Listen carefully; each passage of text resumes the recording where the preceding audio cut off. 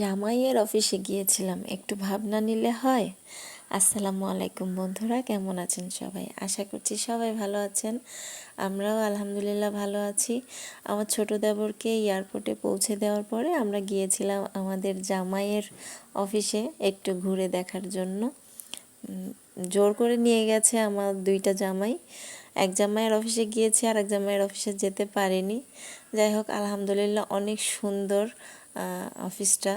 মাশাল্লাহ, ফার্নিচারগুলি এত মনোমুগ্ধকর, আমার শুধু চোখ জুড়িয়ে যাচ্ছিল। আমার মনে হচ্ছিল যে আমি সব নিয়ে যাই, কিন্তু আমি তো গরিব মানুষ, এত দাম দিয়ে কিভাবে ফার্নিচার কিনবো।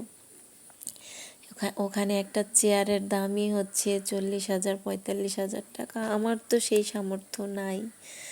যাই হোক, জামাই আমাদেরকে অনেক আপ্যায়ন করেছে।